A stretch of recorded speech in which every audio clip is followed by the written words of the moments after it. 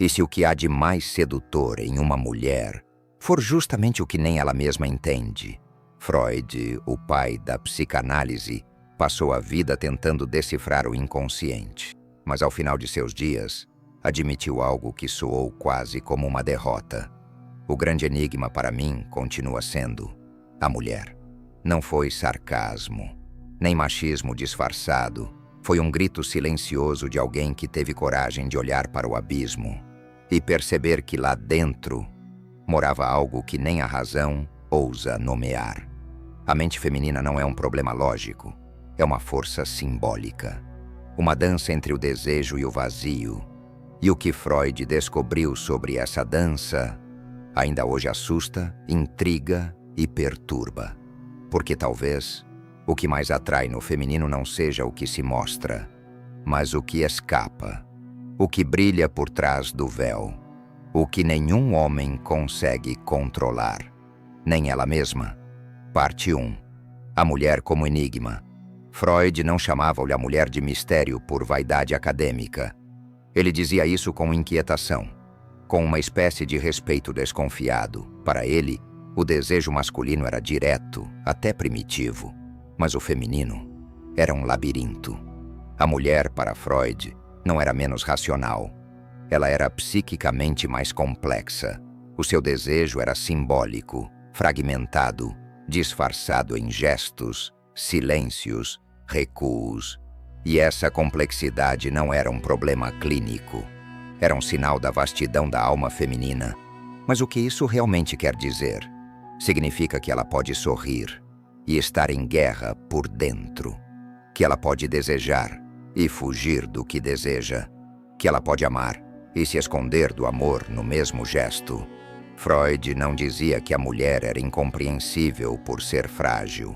Ele dizia isso porque percebeu algo que poucos ousaram admitir. Ela é feita de camadas, e cada camada esconde uma outra, mais profunda. O que o homem chama de complicada, a psicanálise chama de infinita. E talvez seja por isso que muitos preferem manter a fantasia de que a entendem. Porque encarar o verdadeiro desejo feminino é confrontar o fato de que ela não foi feita para ser explicada, mas para ser sentida e talvez temida. Parte 2. O desejo que não se nomeia. O desejo feminino, segundo Freud, não segue regras lineares. Ele não é uma resposta direta ao estímulo. Ele é lacunar. Ou seja, ele surge onde falta, onde há ausência, onde algo não se explica. É por isso que muitas vezes aquilo que mais excita uma mulher é exatamente o que a deixa insegura. Não o que a conforta, mas o que a desestabiliza. Freud observou que o feminino deseja no campo do simbólico, não do literal. Ela pode se sentir atraída por alguém que ela mesma reprova, pode sonhar com aquilo que sua razão rejeita, pode sabotar o que quer e se aproximar do que nega. E isso não é contradição, é natureza psíquica. Porque o desejo feminino não é algo que se tem, é algo que atravessa. É por isso que ela mesma, muitas vezes, não sabe por que se sentiu atraída por ele, ou por que o desprezou sem aviso. Não se trata de lógica, mas de linguagem inconsciente.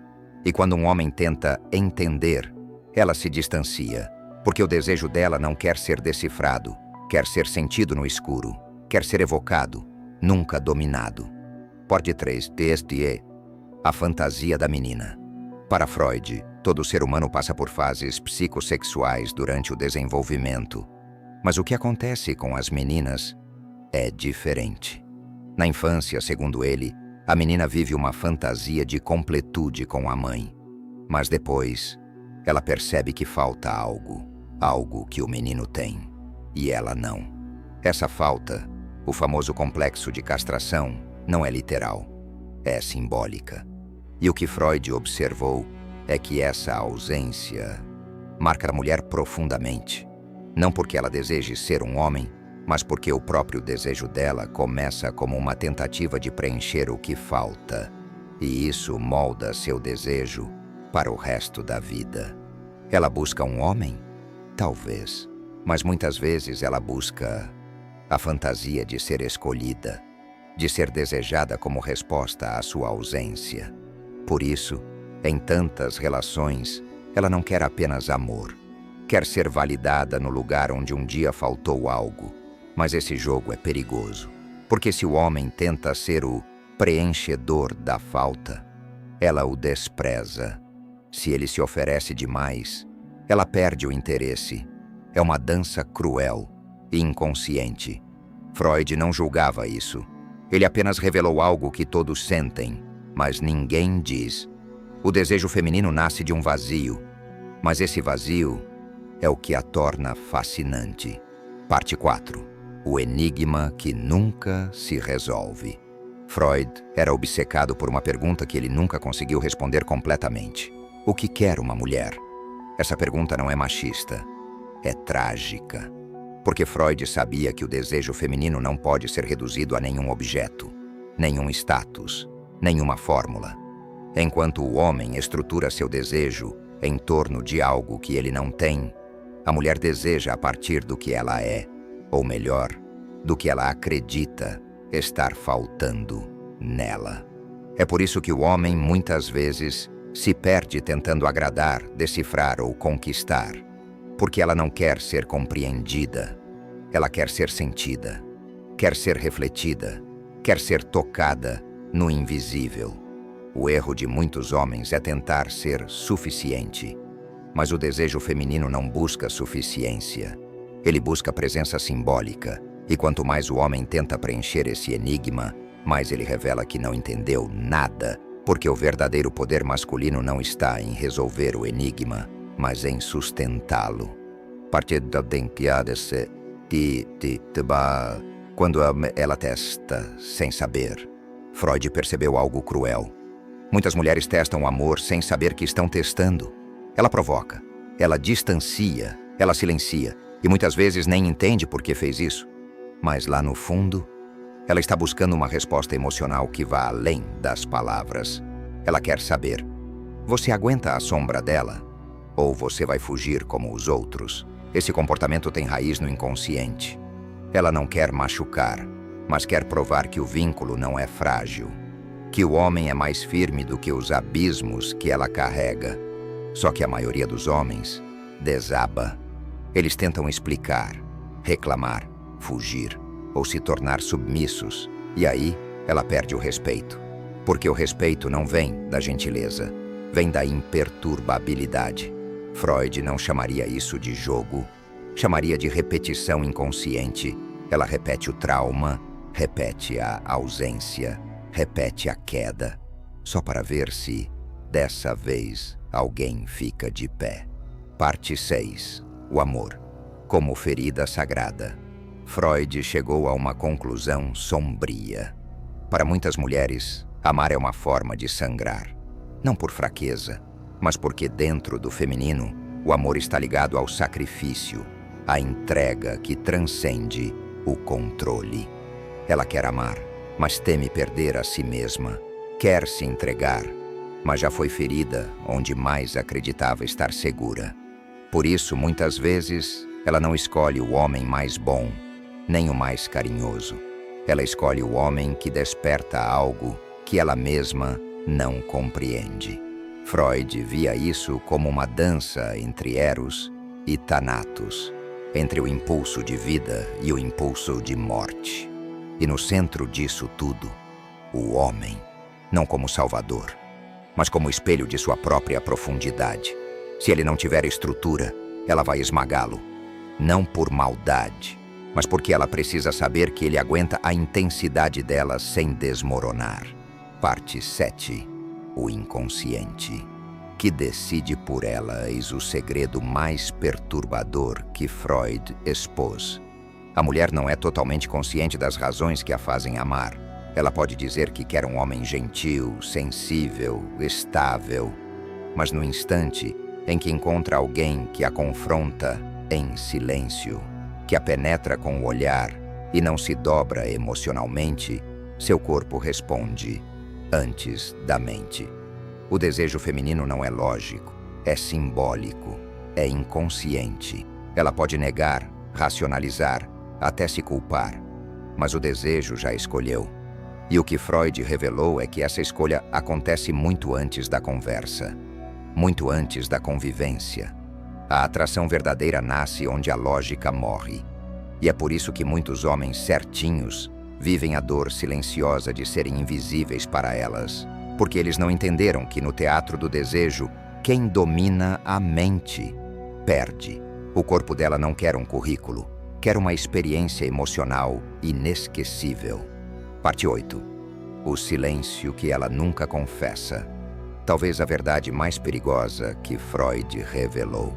É aquela que nem mesmo a mulher ousa admitir para si. Ela quer ser dominada, não por força, mas por presença. Ela anseia por um homem que não precise provar nada, porque sua energia fala antes das palavras. Ela quer ser lida, desvendada, conduzida e, ao mesmo tempo, resistida. Ela testa não porque quer destruir, mas porque só confia em quem sobrevive à sua tempestade. E, no fundo, há um desejo secreto por um homem que consiga ver através dela, além da maquiagem emocional, além dos papéis sociais. Um homem que olha, sorri e não se abala. Esse é o tipo de homem que o inconsciente dela escolhe, mesmo que a consciência lute contra. Conclusão: o jogo invisível. Freud não odiava as mulheres. Ele apenas ousou dizer o que todos sentem, mas ninguém verbaliza. Que por trás do sorriso feminino há um universo não mapeado. Que o desejo dela não pode ser domesticado por lógica, nem conquistado por performance. E que os homens que realmente a tocam não são aqueles que correm atrás, mas os que sabem parar e deixar ela vir. Porque o feminino, em sua essência mais selvagem, não se entrega a quem implora. Se entrega a quem cria a atenção certa e espera. Freud apenas apontou o espelho. O resto, somos nós que precisamos ter coragem de ver. Parte 7. O inconsciente. Que decide por ela, eis o segredo mais perturbador que Freud expôs. A mulher não é totalmente consciente das razões que a fazem amar. Ela pode dizer que quer um homem gentil, sensível, estável. Mas no instante em que encontra alguém que a confronta em silêncio, que a penetra com o olhar e não se dobra emocionalmente, seu corpo responde antes da mente. O desejo feminino não é lógico, é simbólico, é inconsciente. Ela pode negar, racionalizar, até se culpar, mas o desejo já escolheu. E o que Freud revelou é que essa escolha acontece muito antes da conversa, muito antes da convivência. A atração verdadeira nasce onde a lógica morre. E é por isso que muitos homens certinhos vivem a dor silenciosa de serem invisíveis para elas, porque eles não entenderam que no teatro do desejo, quem domina a mente perde. O corpo dela não quer um currículo, quer uma experiência emocional inesquecível. Parte 8. O silêncio que ela nunca confessa. No centro da psique feminina, Freud encontrou algo que poucos ousam nomear. Um desejo que não cabe nas palavras modernas, nem nos discursos de empoderamento. Um impulso que vive no subterrâneo da alma, a vontade de se render. Mas não a qualquer homem. Ela não quer alguém fraco o suficiente para ser controlado, nem ingênuo o bastante para confundir desejo com obediência. Ela anseia por um homem que não vacila, um homem que não implora, que não tenta convencê-la, mas que a obriga a se revelar. Ela quer ser decifrada, quer alguém que atravesse o teatro emocional dela, que toque o que nem ela mesma entende. Porque toda mulher tem, dentro de si, uma guerra entre o que ela diz que quer e o que o inconsciente exige em silêncio. Ela diz que quer segurança, mas se apaixona pela incerteza. Ela diz que quer afeto, mas vibra com o desprezo sutil. Ela diz que quer um homem sensível, mas o corpo dela reage ao que é impenetrável, indomável, inabalável. Ela não sabe por que sente isso, mas sente, e é isso que a domina. Freud enxergou isso com clareza brutal. Ele viu que a mulher testa porque precisa confiar, e só confia em quem não cede, só respeita quem permanece de pé, diante do caos emocional dela e sorri. Esse é o homem que ela deseja. Mesmo que negue, mesmo que nunca admita, mesmo que diga o contrário para o mundo inteiro. Conclusão: o jogo invisível. Freud foi odiado por muitos, acusado de misógino, de antiquado, de ultrapassado. Mas talvez ele tenha apenas tido coragem de olhar para onde ninguém queria olhar, porque a verdade sobre o desejo não é confortável. E o desejo feminino, mais ainda, é um labirinto sem mapa. O homem que tenta agradar, perde. O que tenta controlar, repele. Mas o que compreende o jogo invisível, o jogo da tensão, do mistério, da liderança emocional, ela segue. Freud nos mostrou que o amor, como foi vendido, é teatro, é acordo social, é conveniência, mas o desejo é o que acontece quando as máscaras caem, quando o homem para de performar e começa a observar, quando ele entende que o verdadeiro poder não está em dominar o outro, mas em dominar a si mesmo diante do outro. E essa energia, essa calma firme, essa presença silenciosa, é o que ela procura, mesmo que finja que não, mesmo que diga que quer o oposto. No fim, não é sobre o que ela diz, é sobre como ela reage. E quando o homem percebe isso, quando ele para de ouvir palavras e começa a ler comportamentos, ele para de correr atrás do amor e começa a atrair o desejo.